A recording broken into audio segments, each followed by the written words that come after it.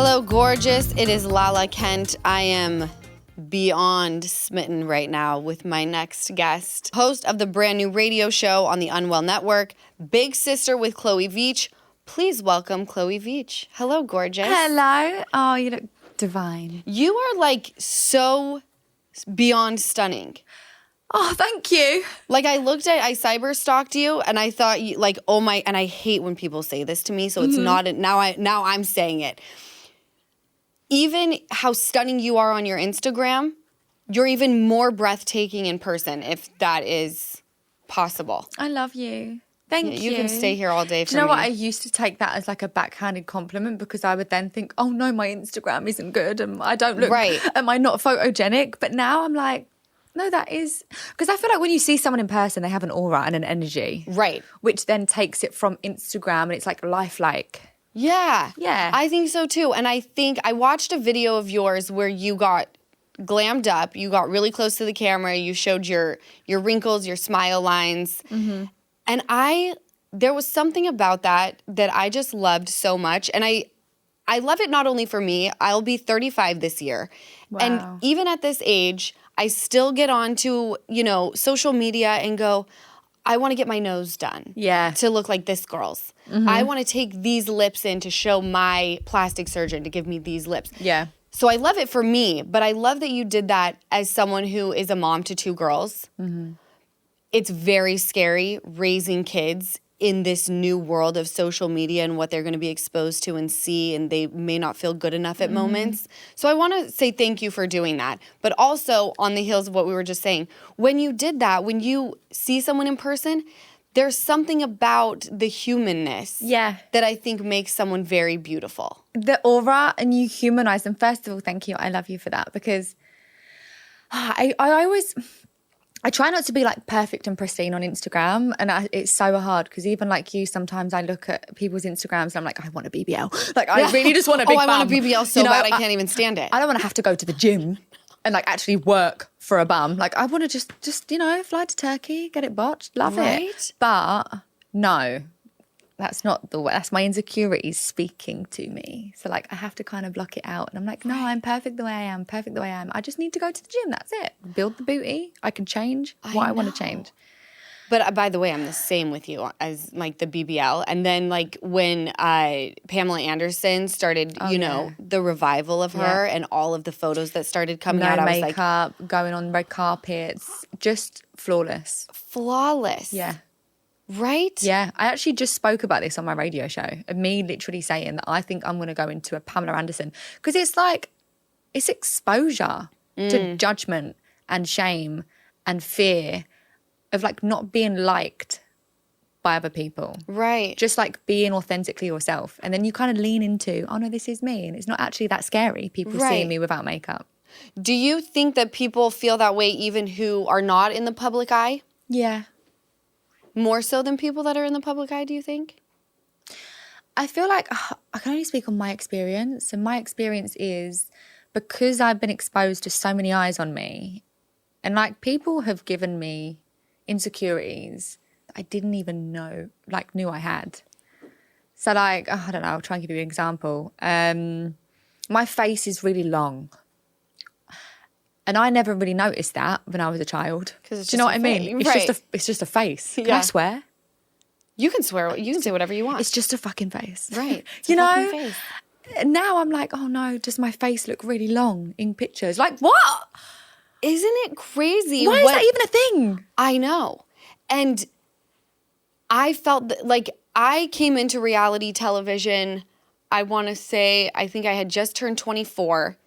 I was very impressionable. Mm-hmm. I had very little confidence, but I knew I wanted to be in entertainment. Mm-hmm. And at that time, I was like broken out, and it was like I either suck it up and fake my confidence until I actually have it, or I got to go back to Utah and like go to college, which I'm not good at school, get a normal job. Like that just does not sound like something I would be good at. Yeah. And I literally got confidence. People would say, like, how do I get your confidence? This was season 4, 24 years old. I'm like, I don't even have it. No. What is it? What is self-validation? What is self-love? Like, what does it mean and look like and feel like to love yourself? And you learn that by faking it. You fake it until you make it. Exposing yourself to feelings and judgment, and then just, it's like exposure therapy. My therapist says to me all the time, okay, I'm going to put you in an emotion, you're going to feel it, and you're going to recognize that you're not going to die.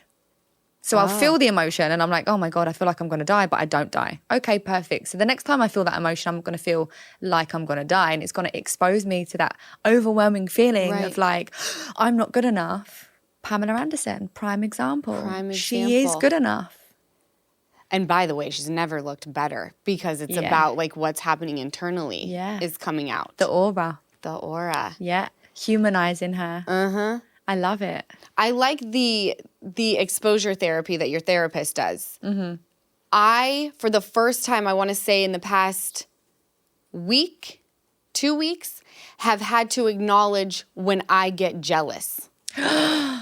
We need to talk about this because we need to talk about this. Just saying it makes me, like, I can feel the elephant on my chest. You're grasping on yourself. You're putting yourself under the bus. I'm putting myself under the bus. And the only reason I acknowledged this was, have you done a human design? Your human design? Who I want to marry. Is that what that means? No, but I love that. I wish that I love that. I manifest that. A human design is you put your time of birth and where you were born. Oh, yeah. And it's not like your star sign. It's a breakdown, a blueprint of who you are. And my downfall is bitterness. And then I clicked on it. I was like, I don't love this word. I click on it. And it said, you can take other people's success as a personal attack and get jealous.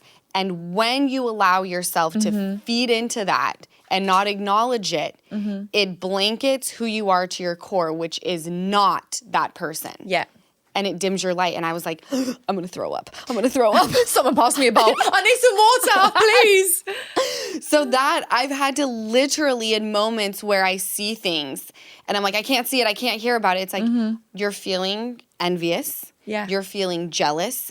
You're taking their success or whatever it may be, their face, their brand new lips that you'll never have. Yeah. Their bum. Their bum. That I will have in a year once I consistently go to the gym. If I can consistently do it.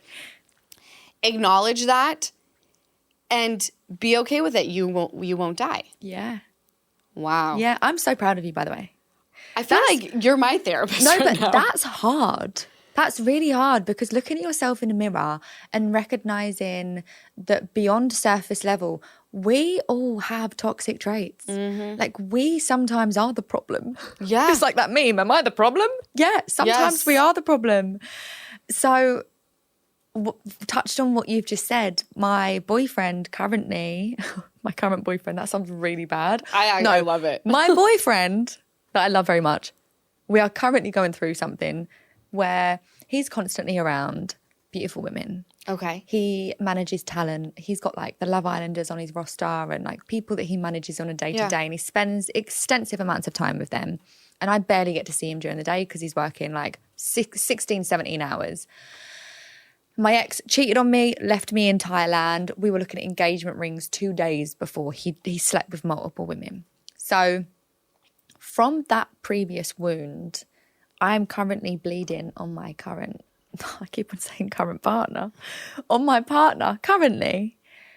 And I've had to kind of bite my tongue a few times because I'm like, I feel really upset and really angry. I don't know how to express it. But I basically want to tell him to just not ever be around women.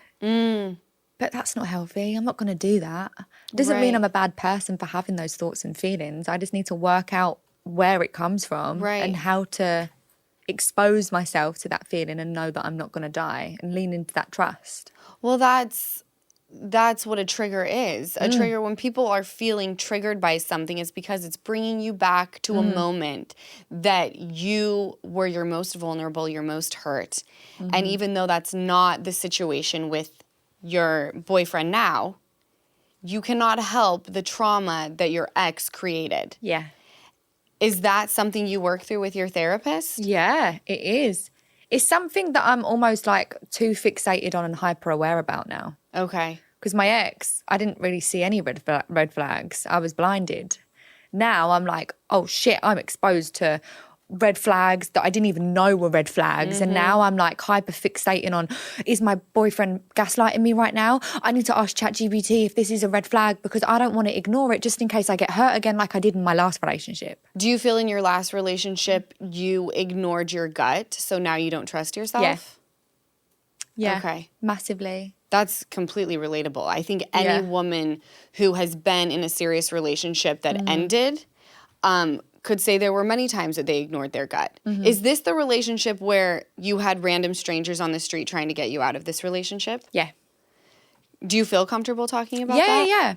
How long were you guys, like, how did it start and what was it like when it ended? I've known him for 15 years. He was one of my brother's friends. It was surface level. He was always in a relationship and he was a little bit older than me. So it wasn't really like we were going to ever get together. And I met him again, fresh out of a breakup. I was in America for a few months, come home, see him, went to a barbecue together, and we kind of just jumped straight into it. We were going on dates every day. We were spending like hours and hours and hours together. He was staying at my family home. And then within 4 months of us being together, I moved us into a home because we were like, let's just do it. Like, I love you. This is great. I've known you forever. Right. I know who you are. And that, honestly, you don't know who someone is just because you've known them for 15 years. I didn't know what he was like in a relationship. I didn't know how he was going to be as a boyfriend. Yeah, well, once you add intimacy, completely different level. ballgame. Yeah, completely different. So it was great.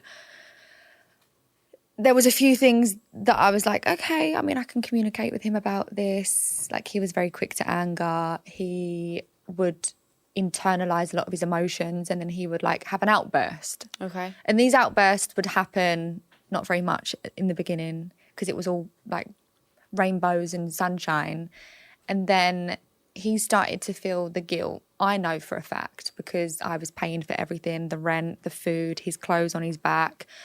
I took him away on his 30th birthday to Thailand, Australia, but I loved that. I was like, okay, I can be in my masculine sometimes. I love you. We can make this work as long as you're working towards having a stable career. Right.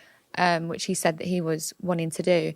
And he was just leeching off of me and he was just comfortable with me. And I think it reached a point where other people started to notice that he was just with me because it was comfortable.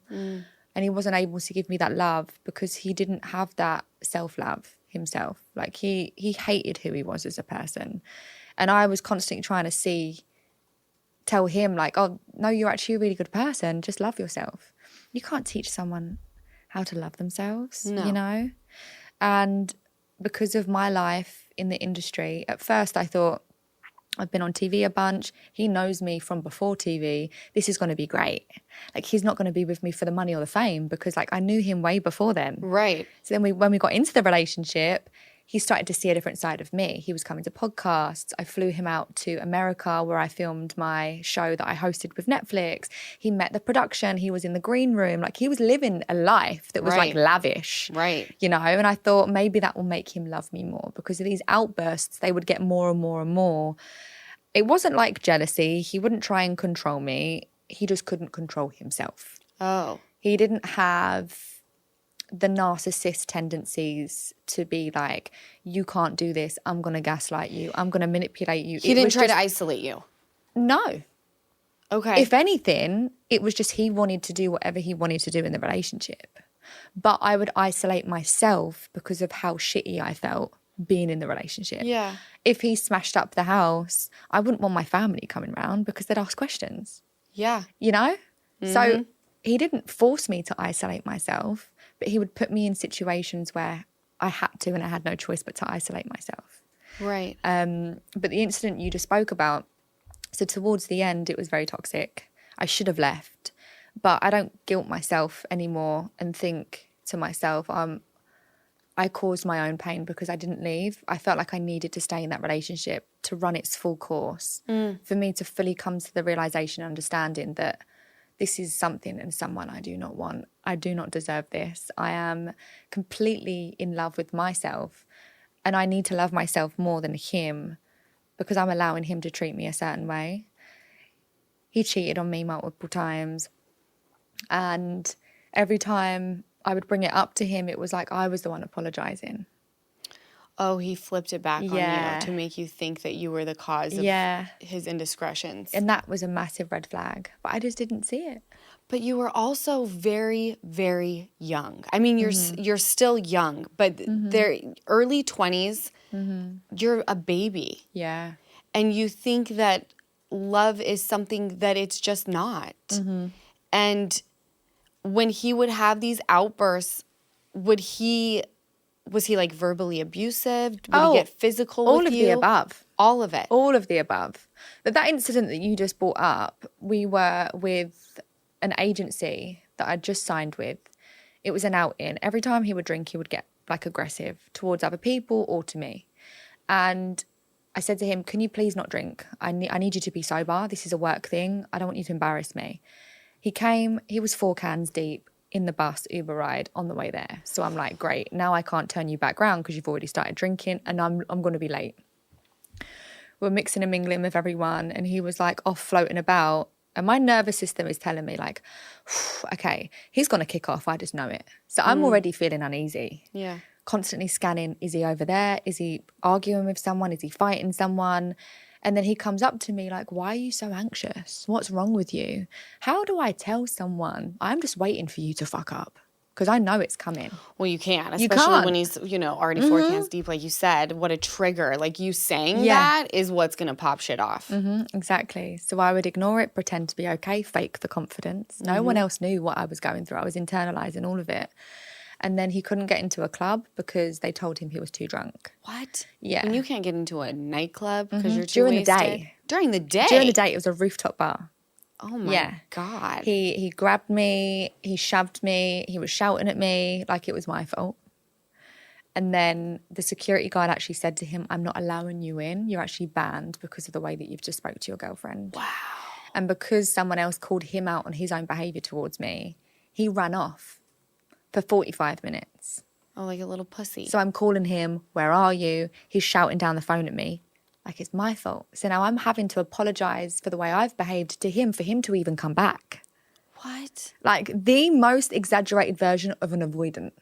And I'm an anxious attachment. So I'm like, this balance isn't going to work, babe. So I've just pushed myself into understanding attachment styles and understanding my self-worth. And now I'll never be with an avoidant. No. Yeah. That's, I think, incredible that at the age of 26, you know that. And I try and preach to everyone. I'm like, if anyone is listening, please don't listen to them self-help books. Just read up on anxious attachments, secure attachments. Maybe I need to research that. I've been asking ChatGPT for years. You have? Well, a year. I'm like, help me. Was that something that your therapist raised? Was she like, you need to look into this? Oh, like, no, let's talk about it? Or this was well before the therapist? This is before the therapist, yeah. I got into therapy because of him. Wow. Okay, silver lining. Yeah. I'm so grateful. So then you're looking at engagement rings and he left you in Thailand? Mm-hmm. Yeah. What the fuck? I know. I would never leave you in Thailand. Ever. Thank you. You're welcome. Do you want to go to Thailand? We should go to Thailand. Give Them Lala is sponsored by BetterHelp. You know, I've really started noticing how much workplace stress has been rising lately. Emails piling up, back-to-back meetings, and that constant pressure to keep up. Summer might be the perfect time to pause and take small steps towards your own wellness. Personally, even just sitting in the sun for 15 minutes or hitting a good workout session, it really helps me reset. With over 30,000 therapists and more than 5 million people served globally, it's incredibly easy to fit into your schedule. You can meet with a licensed therapist right from your phone and even switch therapists at any time. With an App Store rating of 4.9 out of 5 from over 1.7 million reviews, it's clear it's helping a lot of people. As the largest online therapy provider in the world, BetterHelp can provide access to mental health professionals with a diverse variety of expertise. Our listeners get 10% off their first month at betterhelp.com/GTL. That's betterhelp.com/GTL. How long after this breakup did you land on Too Hot to Handle? Oh, Jesus. I mean, so Too Hot to Handle was when I was 19. So it was before. It was before this guy? No, Too Hot to Handle was before this guy. This guy was like last year. Babe. I know. That is so recent. So recent. Okay, can I ask you a question? Ask it. This is an almost 35-year-old asking a 26-year-old. How do you know that you have not healed enough to be in another relationship already? I asked myself that 1,000 times over. And that's no judgment. That's just a real question. 100%. I'm like curious. I was so scared to get into another relationship because I knew that I would put him in positions he didn't need to be in. Okay. Like, why do you want to look through my phone? Oh, because my ex cheated on me. Bullshit. That's not a good enough excuse. Like, you need to heal yourself, work through whatever traumas your ex has put you through. But when I spoke to my therapist, she said to me, have 3 months on your own. Be with friends, be with family, cry, scream, go through all of the grief stages, anger, upset, denial. And then once you've reached the end of that 3 months, sit down and write down why you love yourself and then work through self-love. And that's what I'm continuously doing even to this day. So she said to me, you can actually heal whilst you're in another relationship. But it's so controversial because I honestly can't even believe that I'm in another relationship right now. Like, I thought I would be single for another 2 years because of all the stuff my ex put me through. But having a partner that's healthy, that communicates with me, I've never seen my boyfriend angry. Like, he deals with anger in so many different ways. He doesn't need to chuck a table or grab me or shout in my face. He doesn't trigger that in me. He's very much like, okay, well, let's speak about it. Wow, communication. And I'm like, oh my God. Sounds so simple. I always say, I'm like, every time you think about anything going south, it always comes down to one of the most simple words, communication, yet it is so complex for any of us to implement into any relationship. 100%, yeah. I think also one thing that helped with anyone that may have just got out of a toxic relationship was wanting to get into not another toxic relationship, but another relationship, is understanding what gaslighting is, understanding what manipulation is and the different forms it can come in, your core values, your core beliefs, your moral compass. Yeah. Like, having a greater understanding of that is so like, okay, so if I'm in a conversation and someone's trying to manipulate me, I get that feeling of, this doesn't feel right. And then I can talk to my therapist about it. I feel like that's how I'm able to heal whilst being in this new relationship. Right. Yeah. What's the age difference between you and your boyfriend? Why do I keep on saying that? I think know. it's because it's a trend on TikTok. I'm like, my boyfriend, he's 33. Okay. So he's in his 30s, got his shit together. We were talking about this earlier. There's just something about when someone hits their 30s, specifically women. Yeah. Because you just come into your own. And I feel like the Kim Kardashians and Gwen Stefani's and J-Lo's of the world have made, even Pamela Anderson, they've made age something that we should not be afraid of. Yeah. Like, it used to be like, I'm going to be 30. I've been watching Sex and the City, and they talk about, even Friends, they talk about, oh my gosh, I'm going to be 30. And it's like this scary, like, big number that no one wants to hit. Yeah. And I don't feel like it's that way anymore. Was you nervous before you turned 30? Like, what was that like? I want to know. I was not. I didn't even think about it. Didn't even think about it. And I'm such a thinker. I don't know why I didn't think about it. I love that. I was pregnant and gave birth at 30. Wow. So I don't think I was fixated on the fact that I was getting older. I was more fixated on the fact that I was like growing a person inside of me. Yeah. You know? And then you have to push it out. And then you got to push it out and you got to do the whole thing and then you have to be responsible for it for the rest of its life. And it's just, you're not focused on the fact you're turning 30. You know, you're like, oh, I have to raise. Maybe I need to just have a baby. No, don't do that. Should I just have a baby? Even 30, though, was very young. Like, I look back and that relationship ended and I'm like, okay, if we were to redo this, I wouldn't redo it because my 4-year-old is magical. Yeah. But I'm like, women who think that we obviously have the biological clock happening. let's just say we live in a perfect world and that's not a thing. 30 is very young. I would not advise anybody to have a child at 30. Yeah. I would say wait a minute, because you become an entirely new person. Like, get reacquainted with the person that you will now be, and then bring the baby into the mix. That's what I would say. Yeah. Not that you asked me for my advice. No, but I wanted your advice. I think that's something that we all need to hear, because like the biological clock is such a thing. And I don't know what it is. But like, if I'm just being vulnerable for a minute, I've felt such a shift in my energy and my emotional intelligence and my maturity in a way that's like good for me. I'm like, okay, I can have like an adult conversation, pay my taxes, whatever, da-da-da-da-da. But then a part of me mourns that version of me that had no cares, no responsibilities, like going out with my friends, having a 3-day bender, waking up at 6 p.m. And now I can't do that. And it's like, oh, I've changed so much. I think that's why I have that fear, not necessarily because of the number 30, but it's because it's that dread of, if I'm not where I'm supposed to be by that age, does that mean I've failed? And I don't think that's true. I just think that's the pressure I'm putting on my own head that I feel like everyone does, whether that age is 30, 40, 50, 20, 25. I feel like I've evolved so much, and like you have too, like being a mum, your podcast's evolved so much through different stages. Like you said, like rolling with the punches. That's what and as a Virgo, that does not, like, I don't like the wind to blow a way that I'm not planning. Yeah. I don't like to not have control. And once I had kids, it was like, oh, I'm realizing how little control I have over everything in life. And I'm wondering if you've always been that way, or if when you entered Too Hot to Handle, because then you're in the public eye and you can kind of take that, there's two directions you can go. There's people that enter reality TV or whatever it may be, the public eye, and they're either there for that moment and then they go back to normal life, or they really take the opportunity by the balls and they catapult it and parlay it into something different. Do you feel like you were born that way, of always striving for more and wanting more?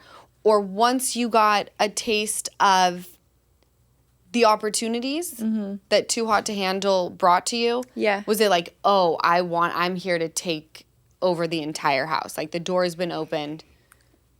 I was way too young, dumb and naive to even have that thought, any of those thoughts. I think when I got on the show Too Hot to Handle, I was 19 years old. I was there for a laugh. I thought, probably won't find love. I'm just here for a good time. Yeah. And then the confidence I got from the fans' reactions of me being on screens, being authentically myself and just being weird, funny and full of ADHD, I was like, oh, I am enough. And then like having people constantly message me every day, like, you've helped me tell my boyfriend that this is toxic and I've left my boyfriend. I'm like, oh shit.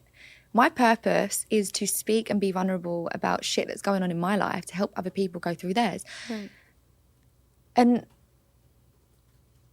I feel like I'm the type of person to always want, like, I'm always like, what's next? What's the next thing? I want to do something else. But I also, because I have ADHD, pull myself in so many different directions that sometimes I just paralyze. And I'm like, oh, I don't want to do anything. Or I have so much to do, I just don't want to start. Yeah. You know? And then that feeds into my insecurities of not being enough, my self-limiting beliefs. Some of my friends in the same industry that started on the same show as me are driving Lamborghinis. They have millions in the bank. They have multiple businesses. I'm not there. That means I've failed. So it's like realising at an age of whatever age you're at that everyone is always going to be on a different path. You just got to be always striving to be the best version of yourself and being happy with what you have. Someone actually sent me a voice note the other day. Because when the radio show launched with Unwell and SiriusXM, I didn't celebrate it. I was like, oh, it's a small win. And one of my friends went, are you fucking joking? I feel like you and I are the same person right now. Yeah. Sorry, everything you're saying is hitting very close to home. Literally. Okay, so you didn't feel like you could celebrate it because you felt like it was a small win. Because in our industry, it's a small win. It's like, oh, she has a podcast. Whereas to someone that kind of goes to work, goes home, wants to listen to that podcast, it's like that's a big win for them. It's like, I wish I could have my own podcast. Right. My friend said to me, she said, you are in an industry where you could have everything and still not be enough. So you need to know that you are enough, and then everything else will fall into place, and then you'll feel validated in that, you know? Yeah, no, you're speaking so true to me, and I know many other people, because I constantly am feeling, when I feel at peace or content, I go, we've gotten lazy. Yeah. Look at what this person's doing. Look at what that person is doing. This is a small win. Yeah. And I will beat myself up until I have exhausted. Like, I will go to bed at night with a splitting headache, and I'm like, I have KO'd myself. Yeah. To the point of just like bruised, beaten, battered. And how did we get here? And the other day when I had acknowledged, you get bitter, you get jealous, you take some people's success as a personal attack, it has nothing to do with you. I was sitting here thinking about all of the things that I've wanted in the past 2 years. And my biggest thing was I wanted to bring another baby into the world. I don't know if you know this. I had a really toxic relationship that my daughter Ocean came out of. She's 4. Because I was so just traumatized by that whole situation, I ended up getting a sperm donor for my second baby because I knew I wanted more kids. Oh my God, I love you. So she's 10 months old. Oh, congratulations. And thank you. Oh, that's beautiful. Thank you. So that was like a whole thing, right? I'm like, okay, I need to pick the donor. And health-wise, we have to work well together, but also like I'm bringing a member into the family, and I just need to make sure she's already going to have a lot of people ask her questions. How do I make her life less difficult, right? Yeah.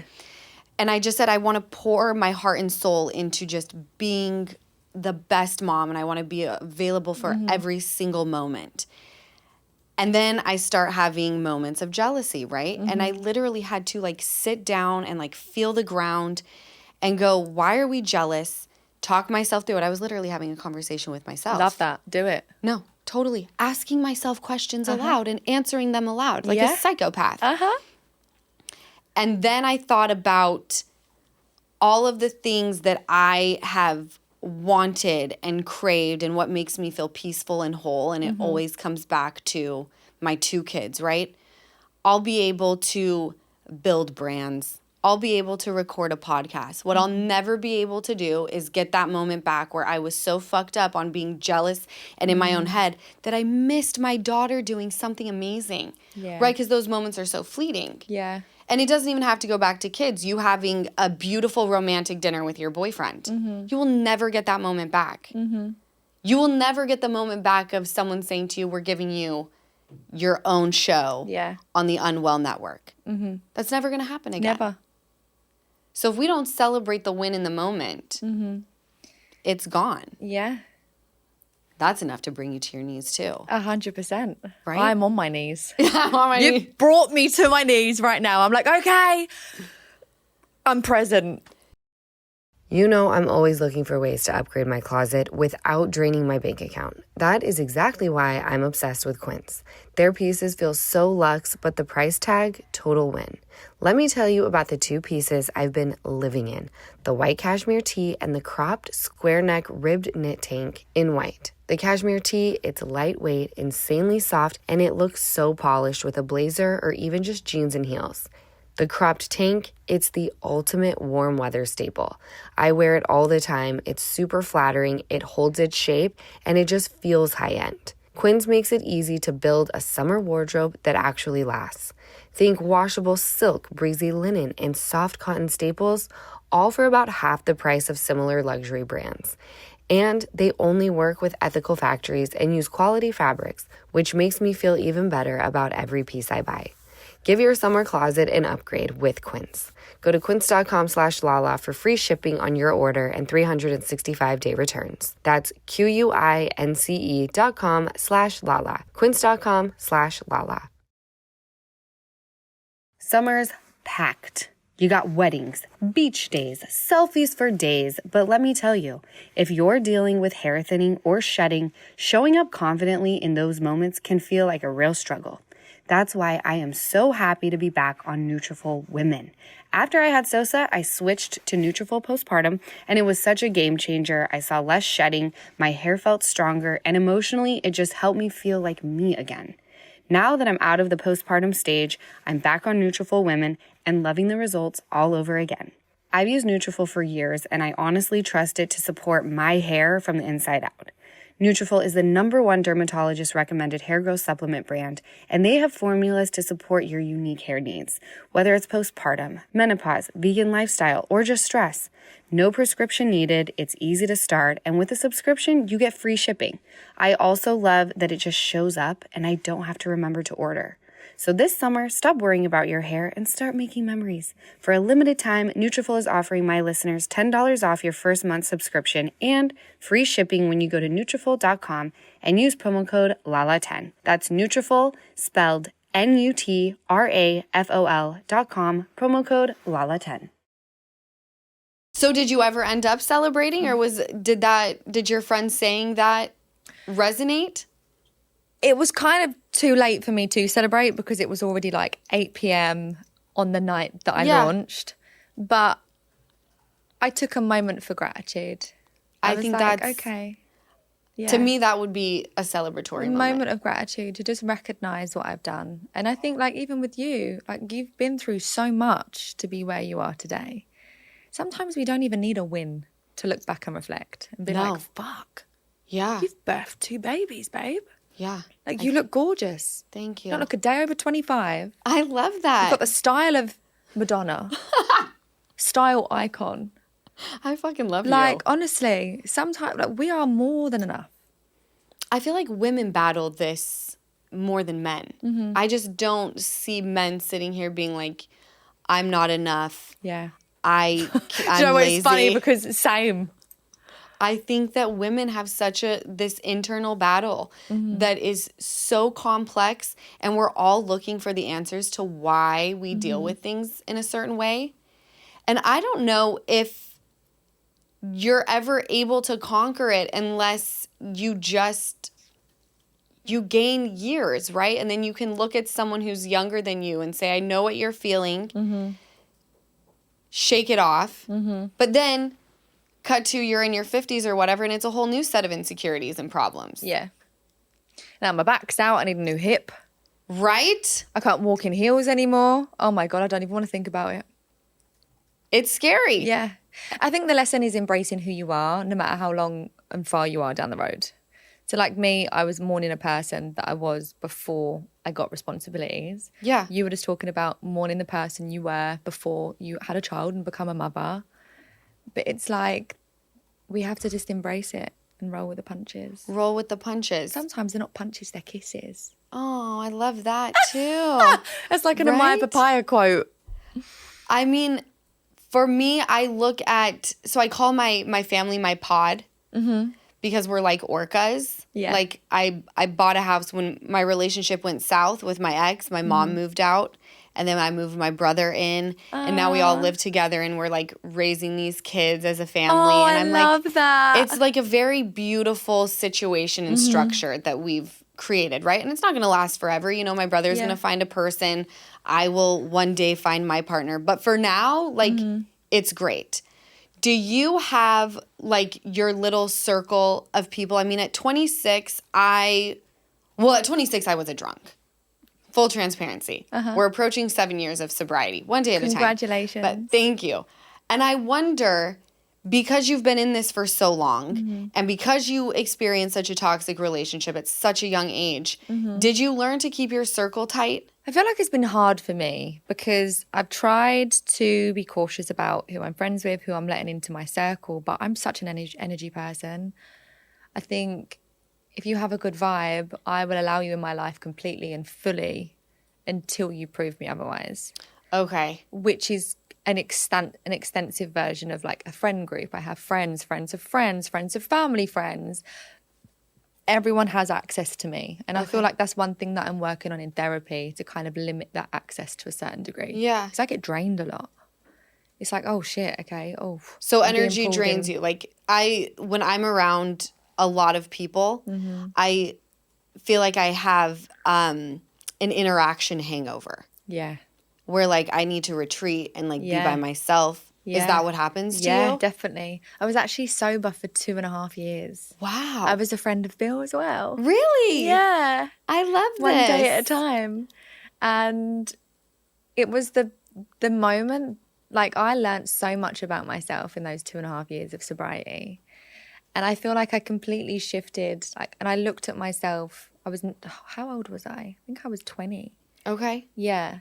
I looked at all my previous friends and the circles I was in, and it was just like people that I didn't really want or should have around me. It was very much like blood-sucking creatures. And now I have like a smaller friend group. Something that actually happened quite recently. A few months ago, if I'm being completely honest, I had a really, really, really, really low dip. I felt really low. I just didn't want to be here. It was like, okay, I've had enough. So I rang one of my friends. Actually, no, I rang my therapist and I said, I'm having these thoughts. I'm really worried, but like I'm almost kind of at peace with it. It's weird. Like it's scary when you have those thoughts because you don't necessarily want to fight against them. It's almost like you just want to give in to them. It's the best way I can describe it. And she said, okay, that's fine. Like, thank you for being honest with me. Like, who do you feel safe around? And I'm like, I mean, I don't really feel anything right now. I'm feeling numb. She said, well, let me call your friend Brian. I'm like, okay. So she called Brian. He's one of my best friends. I met him on Perfect Match. He was one of the producers. Okay. And it was really scary because I'm away from home. I only moved to LA about a year ago. It's taken me a while. Like, I don't even feel fully settled in right now. Like, so my friendship group is so sporadic. I'm still learning people. He came to my house and, I'm getting emotional. He came to my house and he held me like a baby. And it was one of the only times that I'd drank since being sober. And all those thoughts come back to me. So, like, I haven't spoken about this publicly yet, but I went back to drinking after being sober. And I feel like because, oh my God, I'm so sorry. Please do not have, I wish I wouldn't have thrown those things away. Can we get her a tissue, please? I can dab it. Are you okay? Yeah, I'm all good. You're in such a safe space. I Oh, hope I you know love you. that. Thank you. I feel like because I announced to the world that I was sober in sobriety, and I still get messages to this day, like, you've helped me go to AA and like find myself, and my daughter's so thankful that her mum's now sober. I've been carrying this guilt of like, I'm not sober anymore, you know? And I felt like a fraud because I feel like, oh God, if I tell people that I've drank or that I've gone back to drinking, what if I'm putting other people's lives at risk? Like, what if they idolise me for being sober, and then if I say I'm back drinking, they go, right, I'm going to drink now because Chloe's drinking. Like, I feel like, because I'm a person of influence, I don't want to feel that guilt and that pressure. One of the moments that I knew that my friend Brian loved me, and to anyone out there listening, it's so important to just let your guard down when you need to, because if I'd have kept quiet, I wouldn't have had such an enlightenment on how much my friend Brian loves me. So he cradled me like a baby. He took me to the doctors. I got the help that I needed. I spoke to professionals. And then I came back home and I was like, I can't go home because my bedroom's a mess. And he said, no, I got a cleaner to clean your bedroom for you. Do you want me to come and stay around yours until you feel better? So it's like, he was there for me. He doesn't just love me because I'm funny. He doesn't just love me because I dress nice when I go out and he looks good next to me and I look good next to him. I could be at my lowest of lows and he'd still be there for me. And I carried so much shame for having all these big emotions. And it actually made us grow stronger. It's like, I could trust you with my life. Yeah. Like, that's a friend. So, answer to your question, I've only probably got 1 or 2 friends that I hold closer to me. I love everything that just happened just now. And I'm so happy that you have Brian. Mm-hmm. I don't want you to feel the weight of other people's sobriety or addiction. Mm-hmm. I don't want, that is not your story. Mm-hmm. And it's easier said than done because I've had those moments too, where I'm like, I anything that is forever can become very daunting and paralyzing. And there are moments when I think about, like, I can never have another drink again. I start having anxiety because it's a forever. Yeah. And that's why I'm like, okay, just one day at a time. But I also have those moments of, if I were to do this, I would let other people down. And me saying to you is, what I'm saying is also me trying to practice what I preach. Not that I'm going to go out and drink, but I just don't want you to feel like that is your responsibility, because it isn't. There's so many other things that you've offered just on this 42 minutes of a podcast that I know that I'm going to carry very closely. And I know other people are going to do the exact same. And you're just so wise for a 26-year-old. Like, I was not like you at all at 26. We all have our moments. We do, and it's just a part of our story. And I've learned in this life that we're all just doing the best that we can. And it's such a funky time, because we're all doing the best we can, but no one's trying to help anyone out, right? The internet's gotten vile. Yeah. Everyone's up in arms about just the state of everything. And that's just one pressure that you should take off of yourself. Yeah. You know? Definitely. Not that that would carry any weight, but as someone who's sober, I'm telling you, like, please don't carry that with you. Thank you. You're very welcome. It's the first time I've actually said it out loud. Does it feel kind of good? Yeah, it was amazing. Good. That's me practicing what I preach. I'm preaching people to be vulnerable. There you go. There's my vulnerability. It's very hard. It's very hard to be vulnerable, and once we are, going back to me admitting my jealousy issues, I'm like, at the moment, it was very suffocating. Yeah. And I'm like, but for some reason, I feel like I've just come out as like an addict all over again. Right? Yeah. I'm like, oh, the elephant, okay, we're living in our truth. And the only way to like get a handle and implement tools is admitting is always the first step with anything. Grassing yourself up. Right. Exactly. Yeah. So what is your show on a happier, fun, exciting note? Yeah. Your show on the Unwell Network. Tell us what it's called. It's a radio show. It was supposed to be a podcast? No, I wanted to go into the podcast world with Alex Cooper and them, but then she's just done a massive deal with SiriusXM, and I was like, I want to be the first OGs to have a radio show. Another thing under my belt. I've just hosted my first ever show, Sneaky Links, that's out on Netflix right now.